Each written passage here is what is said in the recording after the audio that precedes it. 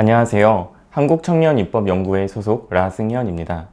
오늘 여러분께 나눠드릴 고민은 거창하고 전문성 있게 어떤 지식을 전달한다기보다 어떻게 하면 기독교 청년 사회운동이 앞으로 더 영향력 있는 활동을 전개해 나갈 수 있을까에 대한 고민을 나누고자 합니다. 말씀드릴 저의 생각은 여러분들 누구나 한 번쯤 해보셨을 내용이며 각자의 의견 또한 있으리라고 생각합니다.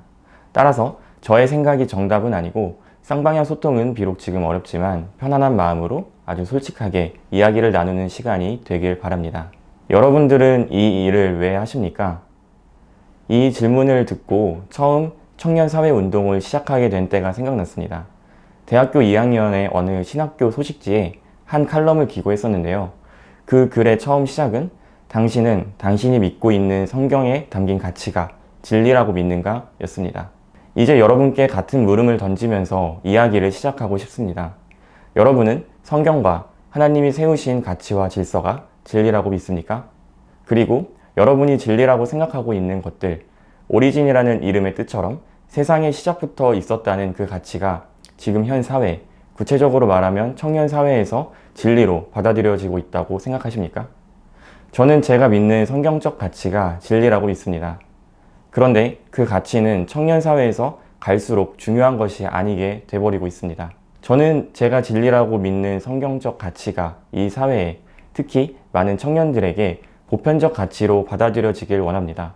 아마 그렇기 때문에 저와 여러분은 이 사역을 하고 계신 것이라고 생각합니다. 그렇다면 우리는 한 목표를 위해 끊임없이 자정해야 하고 반성해야 하고 또 앞으로 나아가야 합니다.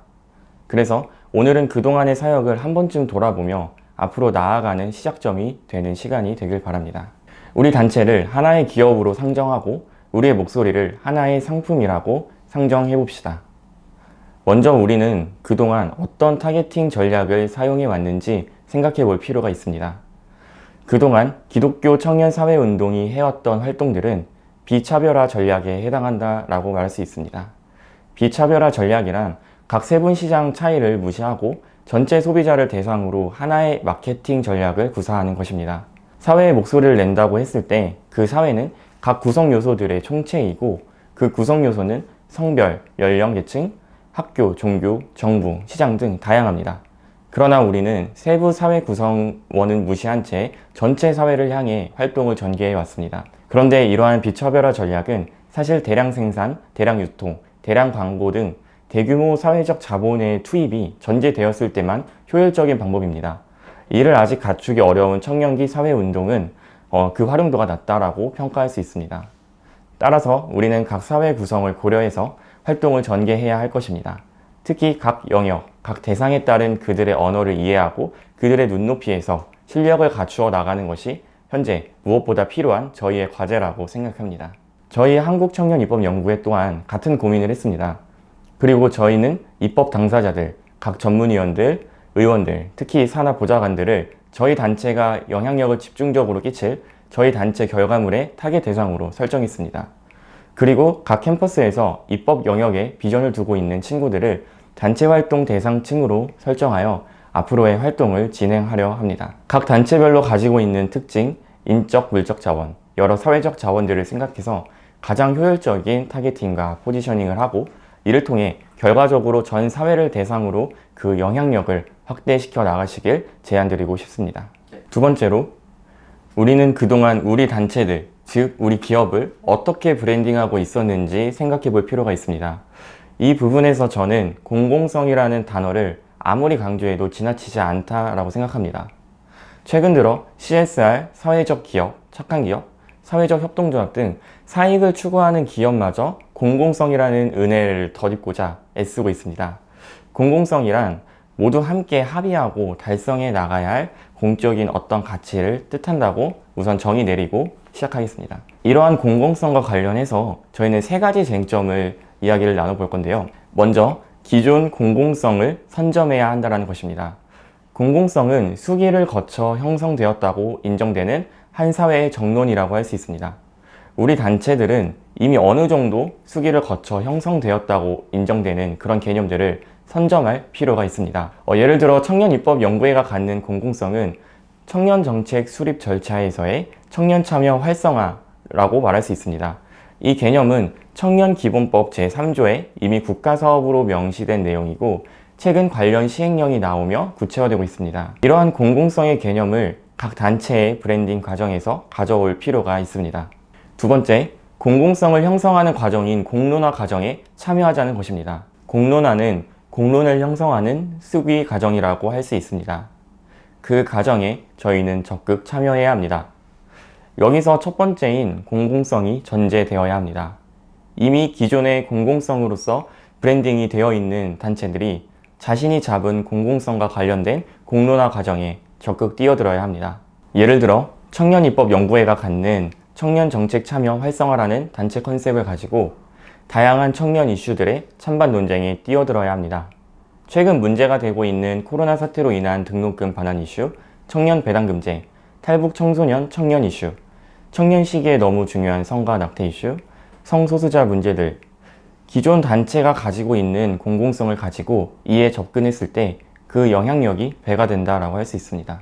그 공론화 과정을 저희 청년 단체가 먼저 시작하는 것이 필요합니다.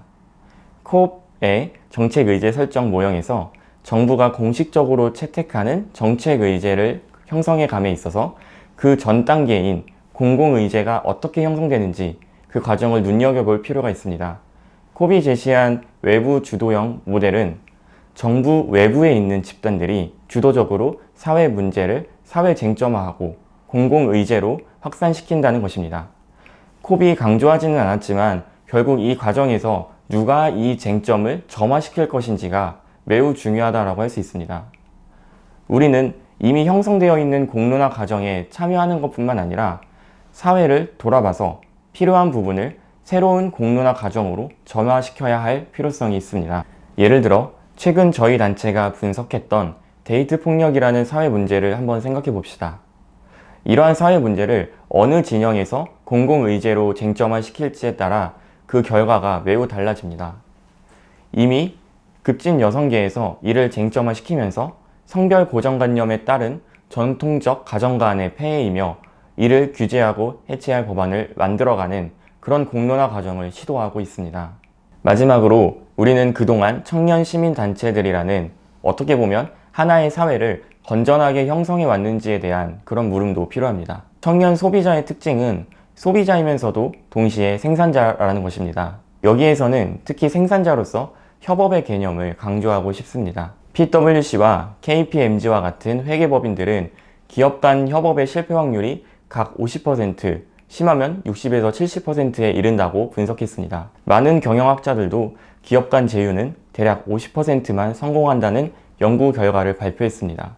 이처럼 단체와 단체의 협업은 매끄럽진 않습니다. 물론 우리 각 청년사회운동 단체들은 모두 하나의 궁극적인 텔로스, 목표를 가지고 있습니다.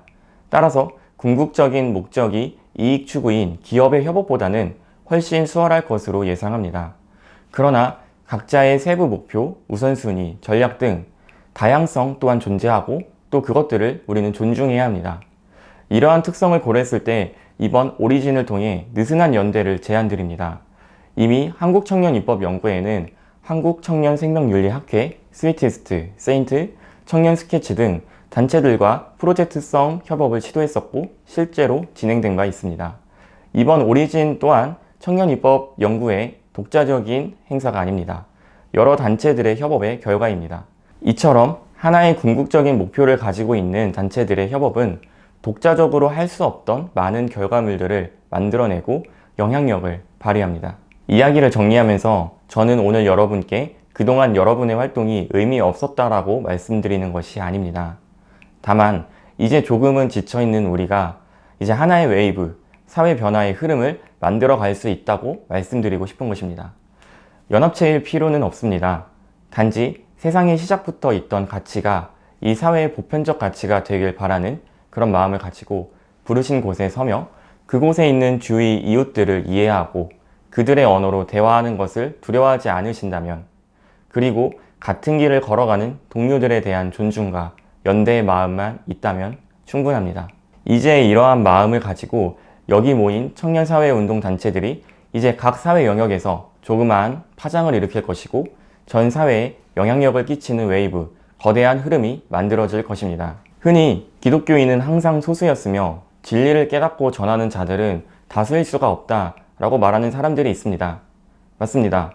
그러나 지금까지 소수였던 여러분, 기독교인의 영향력은 세상을 밝히는 빛이었고 메말라가는 세상 속에서의 한 그루의 나무였습니다. 이제 모두 더 생명력 있고 영향력 있는 단체로 성장해 나가시길 진심으로 응원하겠습니다. 감사합니다.